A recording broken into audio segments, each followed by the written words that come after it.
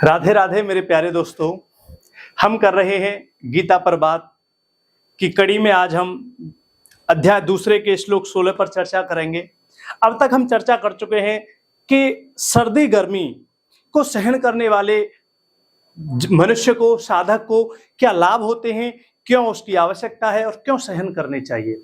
आगे हम बढ़ते हैं कि सर्दी गर्मी को सहन करने वाले साधक के लिए कुछ थोड़ी सी सुविधा, थोड़ी सी विस्तृत जानकारी इस 16वें श्लोक में भगवान थोड़ी सी चर्चा करने के लिए कहते हैं। कोई विश्वास नहीं करता है कि सर्दी गर्मी से क्या होगा। देखो, सर्दी गर्मी कोई कैसे सहन कर सकता है, ये सब तो सुख दुख देते हैं, नॉट एट ऑल। ये विषय है ही नहीं, बड़ा सूक्ष्म विषय है और बड़ी गहरी समझ चाहिए। कोई भी किसी भी व्यक्ति को कुछ भी समझा नहीं सकता, कभी भी नहीं समझाया जा सकता। लेकिन अगर कोई अपने अंदर बैठी बात को, अपनी बुद्धि को, अपनी आत्मा को जगाना चाहेगा तो बस उसकी सहायता की जा सकती है। तो मैं बिल्कुल ये कोशिश नहीं करूंगा कि मैं आपको ज्ञान दूं या मैं आपको समझाऊं या मैं आपको कुछ अलग बताऊं, नहीं। मैं सिर्फ आपका रिवीजन करा सकता हूं। मैं सिर्फ आपको गीता की कही बातों को थोड़े से आसान शब्दों में कह सकता हूं। मैं आपको बस आपकी सोचने की शक्ति में सहायता कर सकता हूं, आपसे बात कर सकता हूं। तो उसी बात के क्रम में भगवान 16वें श्लोक में कहते हैं, ना सतो विद्यते भावो ना भावो विद्यते सतः उभयोरपि दृष्टो अंतस्त्वं योस् तत्व दर्शय। अर्थात असत वस्तु की तो सत्ता नहीं है और सत्य वस्तु का अभाव नहीं है। इसलिए तत्वदर्शी महापुरुषों द्वारा ऐसा तत्व देखा गया है। कैसा तत्व देखा गया है कि जो सर्दी गर्मी रूपी, जो सर्दी गर्मी रूपी विकार हैं, यह अस्थिर हैं। अस्थिर, ये नोट करना है। ये पहली बात तो विकार है। सर्दी और गर्मी विकार है और विकार हमेशा अस्थिर होता है।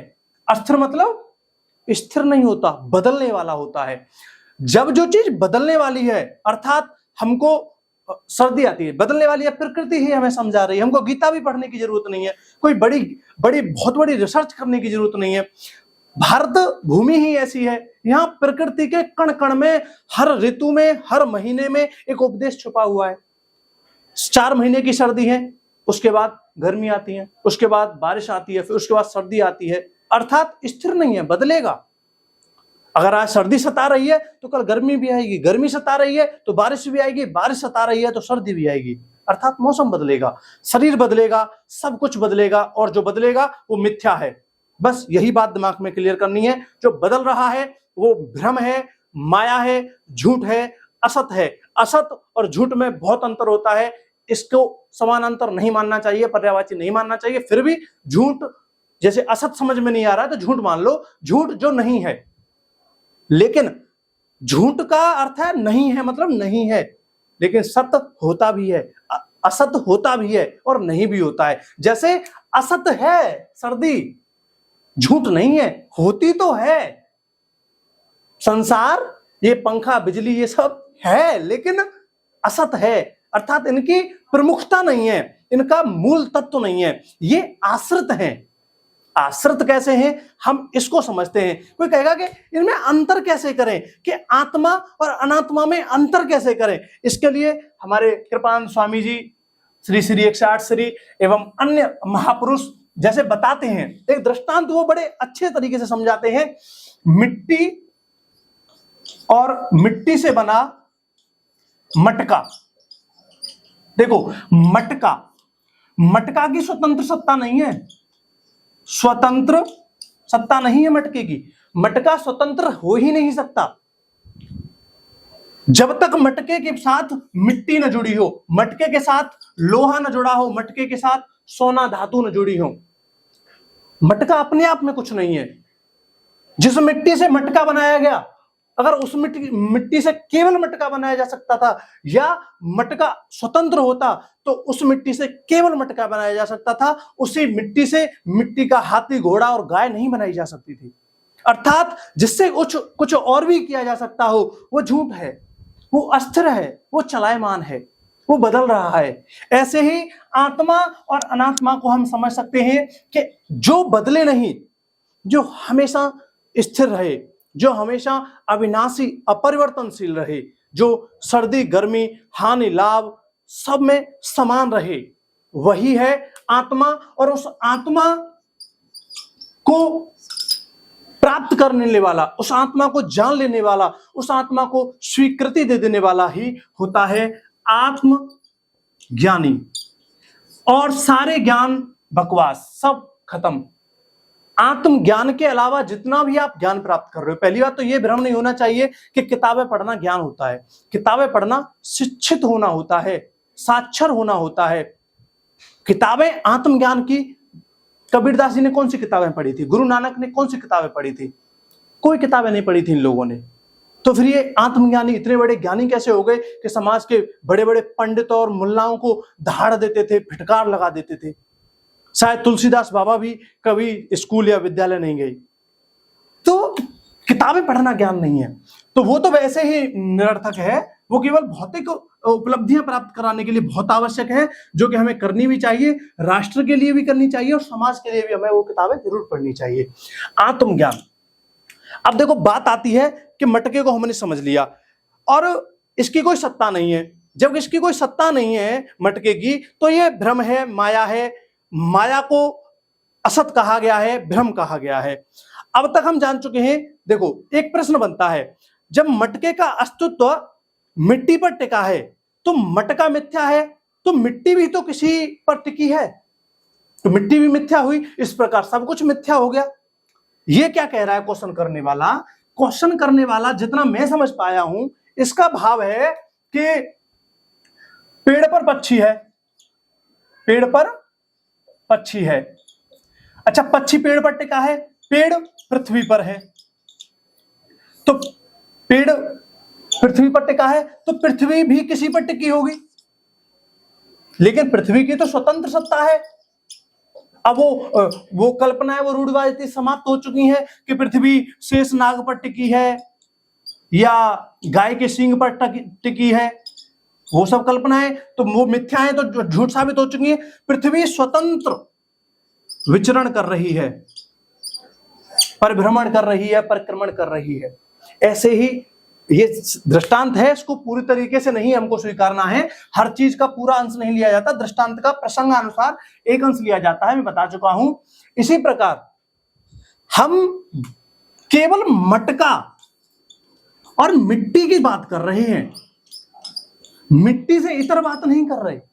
हम केवल इन दोनों के संबंध की बात कर रहे हैं कि मटका अर्थात जो शरीर है और उसके जो विकार हैं वो भ्रम है या सत्य है, या आत्मा जो निर्विकार है, जो शरीर के साथ है, वो सत्य है। अब तक आप ये चीज तो क्लियर समझ चुके होंगे कि जो भ्रम है, जो एक तरीके से हमारी बुद्धि को भ्रमित करता है, उसको हम किस प्रकार समझ सकते हैं। देखिए एक चीज और आती है। एक चीज ये है कि जो तत्वदर्शी पुरुषों की बुद्धि का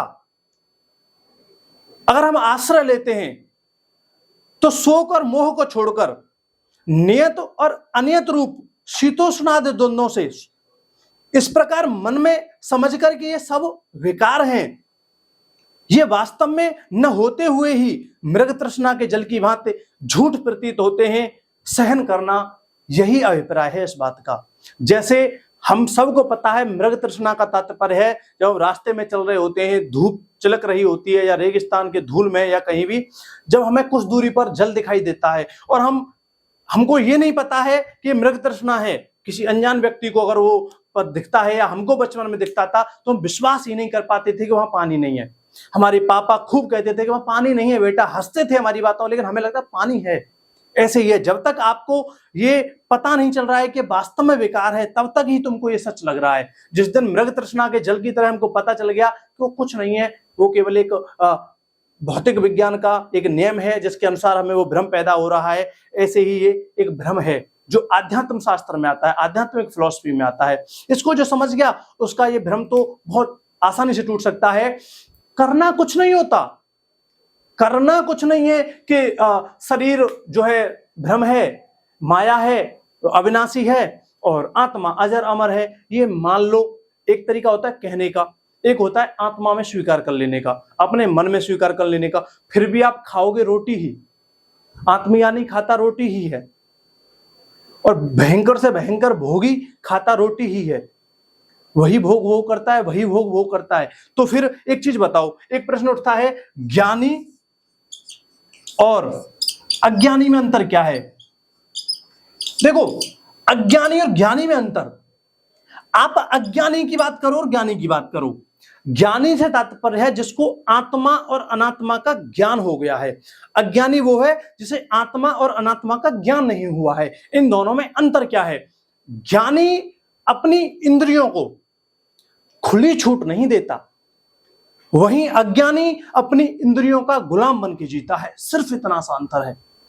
आप ज्ञानी हो तो इसका एकमात्र प्रमाण पत्र यह है कि आप खाओगे लेकिन अनियंत्रित नहीं खाओगे। आप देखोगे लेकिन अपनी इच्छा से देखोगे, आंखों की विषय भोग से नहीं देखोगे। आप सूंघोगे, आप सुनोगे तो अपनी आवश्यकता से सुनोगे, न कि अपनी आदत के अनुसार मजबूर होकर। आप कहीं जाओगे तो आवश्यकता पड़ने पर जाओगे, न कि अपने मन के गुलाम बनकर। आप कुछ सोचोगे तो वो सोचोगे जो आपके लिए, समाज के लिए, आपके अंतर्मन के लिए, आपके परिवार के लिए, आपके गुरु के लिए, आपके मित्रों के लिए हितकर हो। आप हर कुछ नहीं सोचोगे। ज्ञानी और अज्ञानी में सिर्फ इतना अंतर है। तो आप समझ गए होंगे कि आत्मा अनात्मा में क्या अंतर है, और इसको जान लेने वाला ज्ञानी कैसा होता है और इसको नहीं जानने वाला अज्ञानी कैसा होता है। मुझे उम्मीद है कि इस वीडियो का आपको लाभ मिलेगा। Thank you. राधे कृष्णा।